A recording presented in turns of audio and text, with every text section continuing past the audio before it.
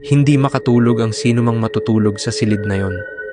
Lumaki ako na naririnig ang sabi-sabi na may mga lugar talaga na parang may sariling buhay. Hindi mo man makita, pero ramdam mo na may kakaiba. Sa probinsya namin, may isang silid sa lumang bahay ng lola ko na matagal nang hindi ginagamit. Sabi ng mga matatanda, hindi raw makatulog ang sino mang matutulog sa silid na yon. Noong una, hindi ako naniniwala. Akala ko, gawa-gawa lang para takutin ang mga bata. Pero dumating ang panahon na ako mismo ang sumubok. Lumipat muna kami sa bahay ng lola ko sa Bicol habang inaayos ang bahay namin. Malaki ang bahay niya, gawa sa kahoy, at may mahabang pasilyo na parang laging may sumisilip sa dulo. Isa lang ang bakanting kwarto, yung silid na matagal nang nakasara. "Diyan ka muna matulog," sabi ni mama. Wala namang problema doon. Napansin kong umiwas ng tingin si lola. Parang may gustong sabihin pero hindi na lang itinuloy. Binuksan ko ang pinto ng silid. Amoy luma at kulob ang hangin. May isang kama na bakalang frame, manipis ang kutsyon, at may maliit na bintana na natatakpan ng kupas na kurtina. Tahimik.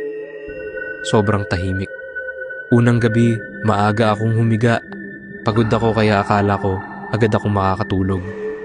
Pero habang nakapikit ako, may naririnig akong mahinang kaluskos. Parang may naglalakad sa sahig na kahoy. Dahan-dahan, paulit-ulit. Binuksan ko ang ilaw. Wala namang tao. Pinatay ko ulit ang ilaw. Ilang minuto lang narinig ko na naman. Mas malinaw na ngayon. Parang may umiikot sa kama ko. Pakiramdam ko may nakatingin. Tumagilid ako at tinakpan ang tenga ko. Imagination lang, bulong ko sa sarili ko. Pero nang pumikit ako, may naramdaman akong bahagyang pag-uga ng kama. Hindi malakas.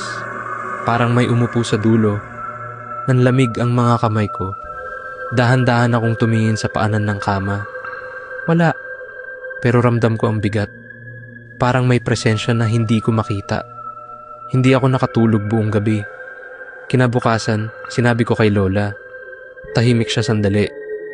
Tapos sabi niya, ilang taon nang walang nakakatulog dyan. May dahilan kung bakit. Bakit po? Tanong ko, kinakabahan.